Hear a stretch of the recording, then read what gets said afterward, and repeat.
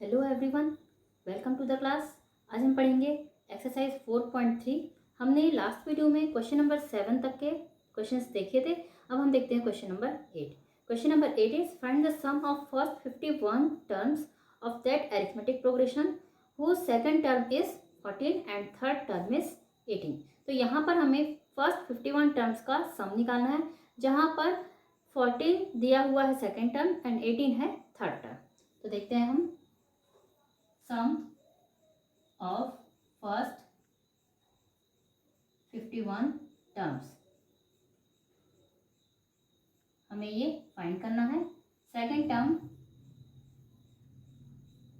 Equal to 14 and third term 18। तो हमारे पास सेकेंड और थर्ड टर्म, इसे हम A2 और A3 लिखेंगे। सेकेंड और थर्ड टर्म हमें पता है, तो इससे हम D निकाल सकते हैं। Difference A3 minus A2 equal to D। तो A3 है 18 minus 14 equal to 4, D equal to 4। अब हम A1 निकालते हैं। A2 minus D equal to A1। हम A2 में से D को माइनस करेंगे तो हमें मिल जाएगा A1। हमें पता है हम A1 प्लस D करते हैं तो हमें मिलता है A2। तो इसी तरह से हम A1 equal to A2 minus D करेंगे। हमने D का ट्रांसफर किया तो A2 माइनस D मिल गया हमें A1। तो हम A1 निकालते हैं। A2 है 14 माइनस 4 इक्वल टू A1 हुआ 10। अब हमें A1, A2, A3, D ये सभी कुछ पता है। अब हम सब निकाल सकते हैं 51 टर्म्स का। S n equal to n upon 2a plus n minus 1 into D। तो यहाँ S 51, हमें 51 टर्म्स का सम निकालना है। इक्वल टू n है 51 अपॉन 2 इंटू A1 है 10 प्लस n है हमारे पास 51 माइनस 1 इंटू D है 4। सारी चीज़ें हमें पता है। S 51 इक्वल टू 51 अपॉन 2 10 जा 20 प्लस 51 माइनस 1 50 इंटू 4। हमें 50 इंटू 4 करना है पहले। S 51 equal to 51 upon 2 20 plus 50 into 4 200। S 51 equal to 51 upon 2 into 200 plus 20 220। S 51 equal to, हम यहाँ 51 2 से यहाँ 2 1 जा एंड 2 1 जा 2 2 1 जा 2 2 0 जा 0 कर सकते हैं। 51 इंटू 100 सॉरी 10, यहाँ हमें 110 से मल्टीप्लाई करना है। So 51 S 51 is equal to sum of 51 terms is equal to 11 1 जा 11, 11 5 जा 55 plus 1 56 and 0 5610 is the sum of first 51 terms. Answer equal to S 51 equal to 5610. Okay students, is that clear? Next हम देखते हैं question number 9।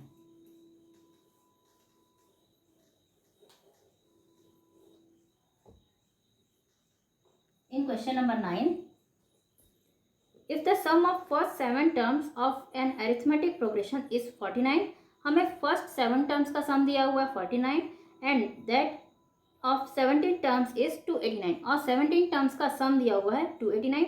find the sum of first n terms, हमें first n terms का sum निकालना है। तो यहाँ हम देखते हैं sum of first 7 terms equal to 49 है। तो यहाँ हम फर्स्ट 7 टर्म्स के लिए हम लिखेंगे S7 equal to n upon 2a plus n minus 1 into D लिखेंगे हम। तो S7 हमें दिया है कितना 49, इनका सम है 49 इक्वल टू n है 7 terms upon 2a plus n है 7। तो यहाँ हम 7 माइनस 1 लिख सकते हैं इंटू D हमें नहीं पता है। 49 अपॉन 7 हम कर देते हैं। 7 से 49 हम इजीली डिवाइड कर सकते हैं इक्वल टू 1/2। यहाँ पर हमारे पास बचा 1/2 2a plus 7 minus 1 6 into D 6D। हमने ये एक ही स्टेप में सॉल्व कर दिया। 7 माइनस 1 6 होगा, 6 इंटू डी 6d। इसके बाद हम 49 डिवाइडेड बाई 7 करते हैं तो आंसर आता है 7 equal to 1/2 2a plus 6d। अब यहाँ से हमारे पास 2 यहाँ बाहर में है और यहाँ 2 और 6 जो है वो 2 के मल्टीपल्स है, तो हम यहाँ कॉमन ले लेते हैं। 7 इक्वल टू 1/2 इंटू 2 और यहाँ बचेगा a प्लस 3d। तो ये 2 and 2 cancelled, so 7 equal to a plus 3d। ये हुआ हमारा फर्स्ट इक्वेशन। इसे हम a plus 3d equal to 7 भी लिख सकते हैं। ओके, नेक्स्ट अब हम देखते हैं, हमारे पास इन 7 टर्म्स का सम था 49। अब हमारे पास 17 टर्म्स का सम है। Sum of 17 terms is 289। 289 है 17 टर्म्स का सम, तो यहाँ हम इसी तरह से लिखते हैं S17 equal to n/2 2a plus n-1 into D. Same ऐसे ही हम इसे सॉल्व करते हैं। यहाँ आएगा हमारा 289 इक्वल टू n है 17/2। यहाँ पर n की जगह पे हमें जितने टर्म्स है वो लिखने हैं। 17/2 2a प्लस n है 17 minus 1 into D. As it is हमने लिख दिया। अब इसे हम आगे देखते हैं। 289 equal to 17/2 into 2a plus यहाँ 17 minus 1 16 into D 16d। Okay, 289 upon 17, same ऐसे ही हम 17 से इसे डिवाइड करते हैं, equal to 1/2 2a plus 16d। तो 17 इंटू 17 होता है 289, तो यहाँ पर बचेगा हमारे पास 17। 17 1 जा 17 एंड 17 जा 289, इट मीन्स 17 का स्क्वायर होता है 289। तो यहाँ आंसर आता है 17 इक्वल टू 1/2।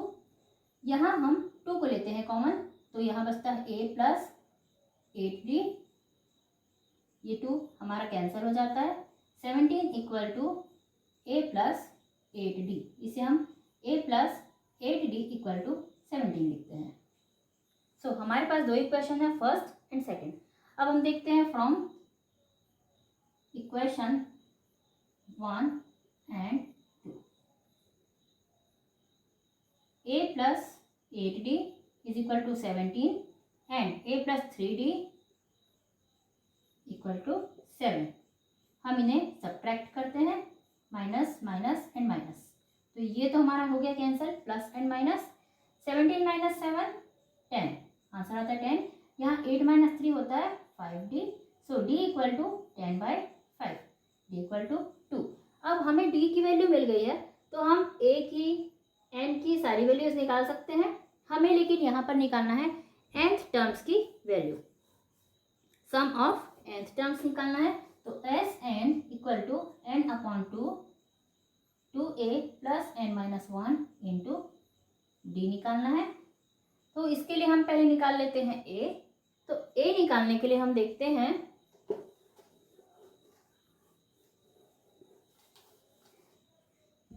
a के लिए हम a plus 3d equal to 7, इस इक्वेशन में हम d की वैल्यू पुट करते हैं। a plus 3 into 2 equal to 7, a plus 3 2 जा 6 equal to 7, a equal to 7 minus 6, so a equal to 1। Okay, a की वैल्यू आई 1। अब हम इस फॉर्मूले में सारी वैल्यूज पुट करते हैं। Sn इक्वल टू, हमें n टर्म्स की वैल्यू पुट निकालनी है। Sn equal to n/2 2a plus n-1 into D.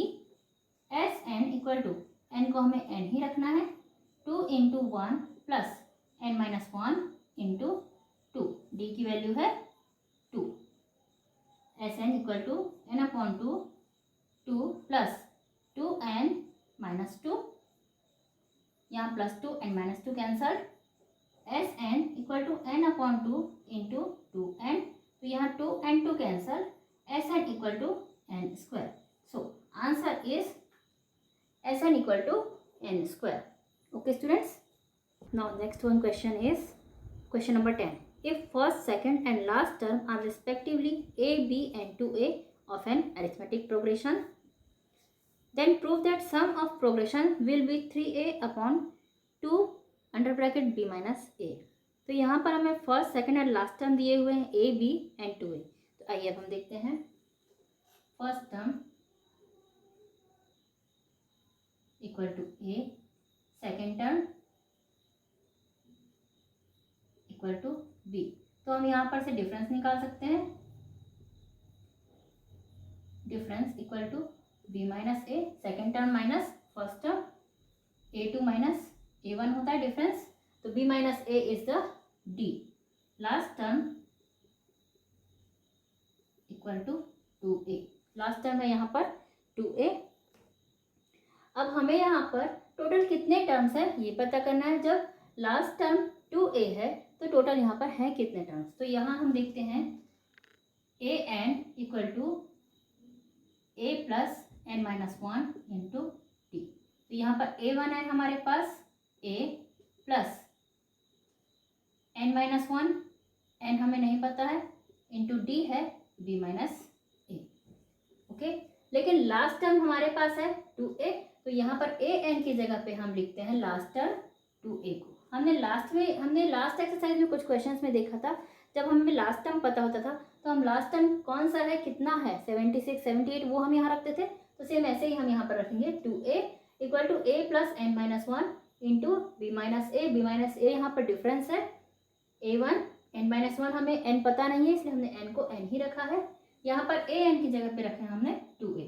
अब इसे हम सॉल्व करते हैं, 2a इस a को हम ट्रांसफर कर लेते हैं minus a equal to n minus 1 into B minus A. 2a में से a हमने माइनस किया तो बचा a equal to n minus 1 and b minus A. तो यहाँ पर b माइनस ए को हम इधर ट्रांसफर कर देते हैं b माइनस ए, तो यहाँ बचा n minus 1। Okay, a upon B minus A equal to n minus 1। अब हम इस माइनस 1 को भी इधर ट्रांसफर कर लेते हैं, a upon B minus A plus 1 equal to n। हमें निकालनी क्योंकि वैल्यू n की, सो हमने n को एक साइड पे रखा एंड बाकी चीज़ों को हम ट्रांसफर करते गए हैं। अब हम यहाँ लेते हैं LCM, LCM is b minus A, तो b माइनस ए यहाँ है, एलसीएम b माइनस ए है तो a एज इट इज आएगा, प्लस 1 से हमने डिवाइड किया b माइनस ए को तो आंसर आया b minus A. B minus A into 1 b minus A equal to n। अब a plus b minus A upon b minus A, तो a plus A and minus A are cancelled, so n equal to b upon b minus A. ये तो आई value हमारे पास। अब हमारे पास n की वैल्यू है b upon b minus A, तो अब हम सम निकाल लेते हैं, S N equal to n upon 2 a plus L. A plus L हमने लिया क्योंकि हमें फर्स्ट टर्म और लास्ट टर्म पता है, तो S N equal to n है यहाँ पर b upon b minus A divided by 2 किया हमने, a है हमारे पास a प्लस l है 2a, S N equal to b upon b minus A into 1/2 कर देंगे हम यहाँ पर, क्योंकि डिवाइड से मल्टीप्लाई में चेंज करने पर नंबर का रेसिप्रोकल हो जाता है। 2a plus a 3a and S N equal to b upon 2b minus A हो जाएगा ये into 3a, S N equal to 3ab, यहाँ पर 3a का मल्टीप्लाई b से होगा तो 3ab 2b माइनस ए। अब हम देखते हैं क्वेश्चन में हमें क्या दिया गया है। हमें दिया गया है 3ab अपॉन 2b माइनस ए, सेम हमारे पास आ चुका है number. Sum of progression is 3ab upon 2b minus A, proved, that is proved. Okay, next हम देखते हैं question number 11।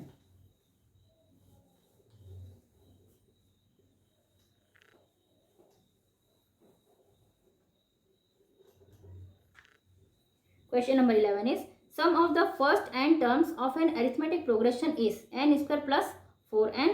Find the 15th term of the progression. तो फर्स्ट n टर्म्स का sum दिया है, sum of first n term equal to 4n square plus 4n, sorry n square plus 4n। तो हम देखते हैं ये तो सम दिया हुआ फर्स्ट n टर्म्स का। n टर्म्स का मतलब है कि कितने भी टर्म्स हैं, यहाँ पर अगर हम इस फॉर्मूले को रखते हैं तो हम उस जितने टर्म है, अगर हमने सोचा कि 4 टर्म्स है तो हम n की जगह पे 4 रखेंगे तो हमें वो वैल्यू फाइंड हो जाएगी। तो हम फर्स्ट और सेकंड टर्म निकाल लेते हैं, सम ऑफ फर्स्ट टर्म हम फर्स्ट टर्म का सम इसलिए निकाल रहे हैं क्योंकि हमें फर्स्ट टर्म को फाइंड करना है। So S1 equal to n square plus 4n, S1 equal to n की जगह पे हम रखेंगे 1 स्क्वायर प्लस 4 इंटू 1, 1 का स्क्वायर 1 प्लस 4 1 जा 4, 4 प्लस 1 5, S1 हुआ 5। इट मीन्स फर्स्ट टर्म का सम हुआ 5। अब हम निकालते हैं sum of second term, sum of first two term.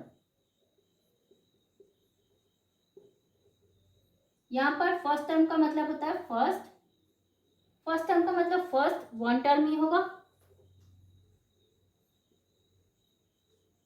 Okay, तो यहाँ फर्स्ट टू टर्म्स का हम निकालते हैं। तो S2 equal to n square plus 4n, S2 equal to n की जगह पे अब हम रखते हैं 2 स्क्वायर प्लस 4 इंटू 2, तो 2 स्क्वायर 4 प्लस 4 2 जा 8, 8 प्लस 4 12, तो S2 हुआ।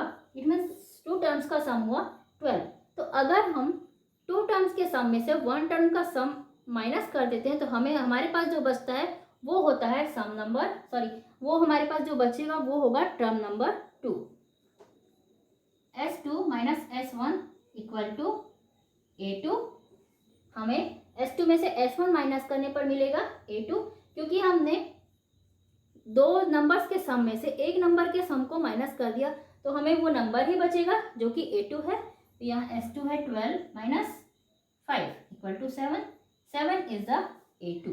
सो A2 7 हुआ एंड A1 हमें अब A1 फाइंड करना है। A1 हमारे पास है 5। क्यों? क्योंकि फर्स्ट टर्म सिर्फ एक टर्म का सम वही नंबर ही होगा जो कि ओरिजिनल वो नंबर है। जैसे कि फर्स्ट टर्म 5 10 15 है, तो first term 5 first term one term का सम 5 ही है और फर्स्ट नंबर भी 5 ही है। तो यहाँ A1 है 5। So A1 equal to 5 and A2 equal to 7। अब हम D निकाल सकते हैं। D equal to A2 minus A1 equal to 7 minus 5 2, D is 2। अब ओके स्टूडेंट्स, अब हमारे पास A1 A2 और D ये तीनों चीजें हैं। तो अब हम किसी भी टर्म की वैल्यू निकाल सकते हैं। तो हमें वैल्यू यहाँ निकालनी है 15 टर्म्स की। तो हमें निकालना है A15 equal to A plus n minus 1 into D. A15 equal to A है 5 प्लस n है 15 माइनस 1 इंटू डी है 2, डी 2 है। Okay, A15 equal to 5 plus 15 minus 1 14 into 2, A15 equal to 5 plus 14 two जा 28, 28 plus 5 33, A15 is 33 is the answer. Okay students, next हम देखते हैं question number 12।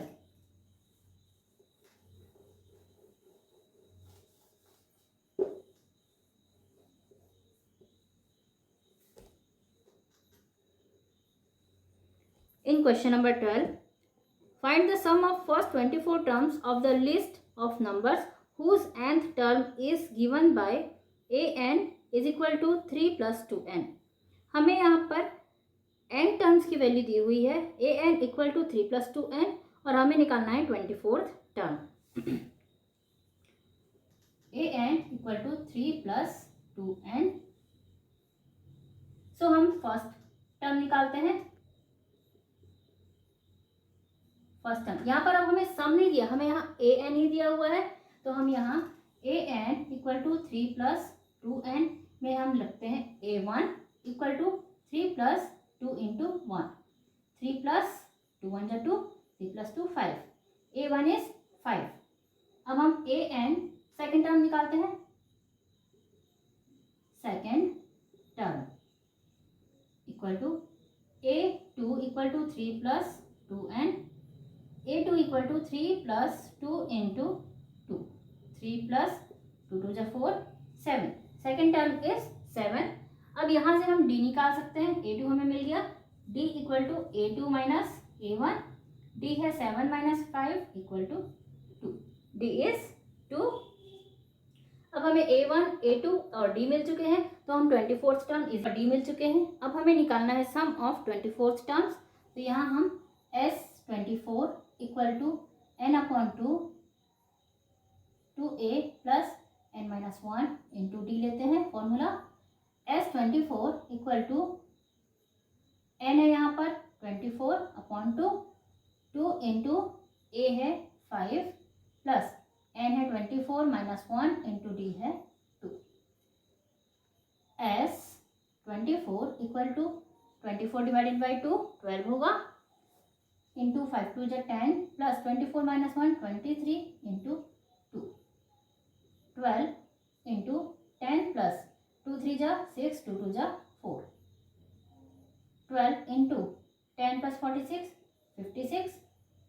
S24 equal to 12 6 जा 72 carry 7, 12 5 जा 60 plus 7 67। 672 is the sum of 24th terms. First 24 terms का sum होगा 672। Okay students, next है question number 13।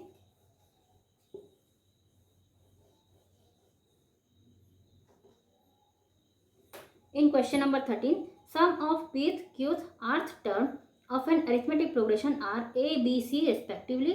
Then prove that a upon p into q minus r plus b upon q into r minus p plus c upon r into p minus q equal to 0। तो हमें सम पहले निकालना है p, q और rth term का, जो कि है a, b और c।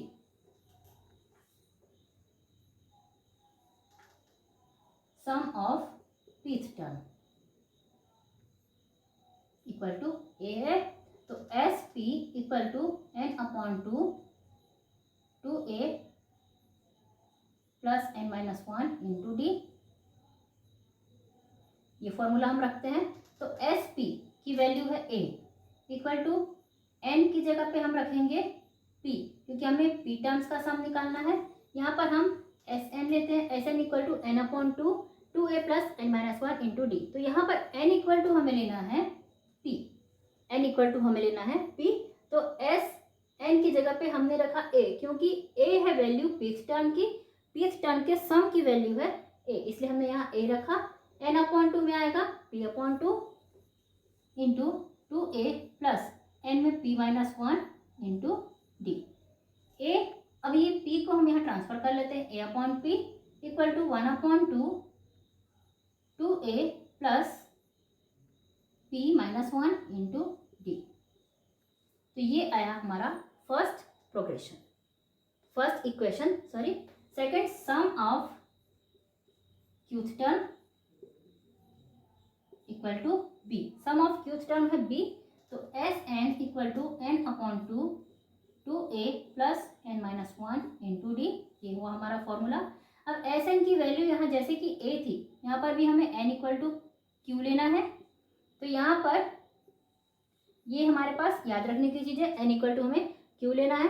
यहाँ पर हमारे पास वैल्यू ए थी, तो यहाँ पर हमारे पास वैल्यू है बी, तो हमें एस एन की जगह रखना है बी इक्वल टू एन है Q upon 2a plus Q minus 1 into D.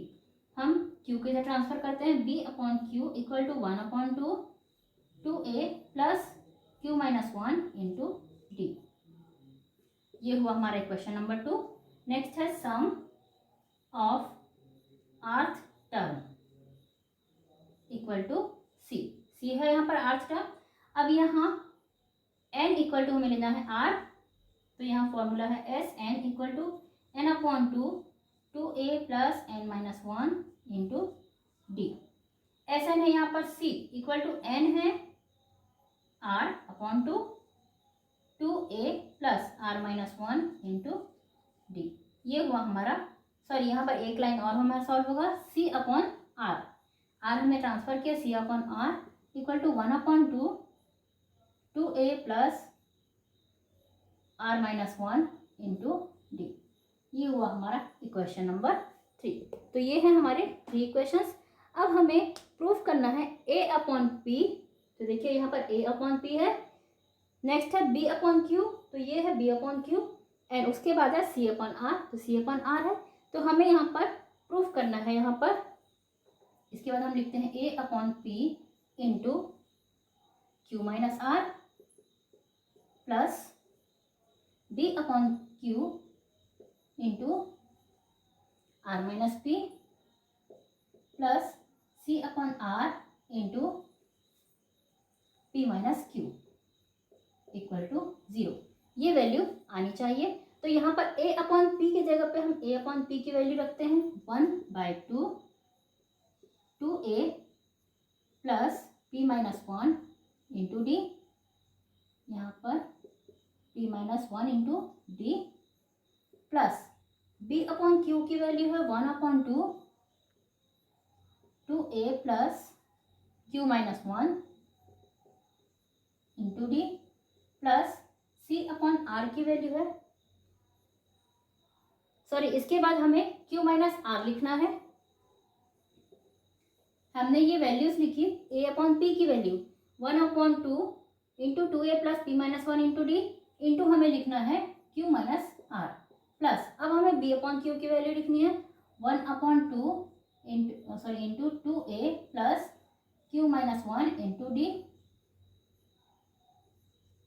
इसके बाद हमें मल्टीप्लाई करना है यहाँ पर से r माइनस पी का, प्लस c अपॉन r की वैल्यू है 1/2 2a plus r minus 1 into D, into हमें करना है p माइनस क्यू का इक्वल टू 0। अब इस इक्वेशन को हमें सॉल्व करना है। तो यहाँ पर हम देखते हैं 2a plus p minus 1 into D, 2a plus q minus 1 into D and 2a plus r minus 1 into D सभी में है, 1/2 भी सभी में है। तो हम सबसे पहले 1/2 को यहाँ कॉमन ले लेते हैं। इसके बाद हमारे पास बचता क्या, हमने 1/2 को कॉमन लिया, उसके बाद हमारे पास बचता है 2a plus p minus 1 into D into q minus r plus 2a plus q minus 1 into D into r minus p, plus यहाँ पर प्लस हमें भूलना नहीं है 2a plus r minus 1 into D into p minus q equal to 0। अब हमने इसे 1/2 को लिया कॉमन, ओके हमने लिया कॉमन 1/2 को, तो हमारे पास अंदर ये सारी चीज़ें बची। अब हम 2a प्लस d को भी ले लेते हैं common, 1/2 into 2a plus d, ये हमने कॉमन लिया। इसके बाद हमारे पास बचता है p minus 1 into Q minus r, plus यहाँ पर q minus 1 into r minus p, plus यहाँ पर r minus 1 into p minus q equal to 0। ये हमारे पास रिमेनिंग है 1/2 इंटू 2a प्लस d। इसके बाद हम मल्टीप्लाई करते हैं p into Q, p into Q हमने किया p इंटू माइनस r, फिर minus 1 into Q, so minus Q, minus 1 into r, minus minus plus r, next plus q into plus r, Q R, plus q into p plus p Q, minus 1 into r minus r, minus 1 into minus p plus p, plus r into p R P, plus r into minus Q minus R Q, minus 1 into p minus p, minus minus plus q1 जा q equal to 0। अब यहाँ हम देखते हैं P Q plus में है, तो हम देखते हैं और पी क्यू है कि हमारे पास, ये है पी क्यू प्लस में, यहाँ पर minus P into plus Q हमारे पास ये होता माइनस, तो ये होता plus, plus and minus cancelled, minus P are and plus P R हम देखते हैं, ये है प्लस पी आर और ये minus P R, minus Q and plus Q ये कैंसिल हुए, plus R and minus R cancel, plus Q R and minus Q R cancel, Q R या आर क्यू है वही चीज, minus P and plus P, सारी चीजें यहाँ पर कैंसिल हो गई। इसके बाद 1/2 इंटू 2a प्लस डी, यहाँ पर इंटू 1 माइनस 1 सभी में 0 हो जाएंगे, 1 माइनस 1 इंटू -1 इंटू -1 तो सभी 0 हो जाएंगे। अब जब 0 का मल्टीप्लाई हम इन नंबर से करेंगे तो हमारा आंसर आएगा 0। सो यहाँ पर 0 equal to 0 proved. Okay students, तो ये था क्वेश्चन नंबर 13।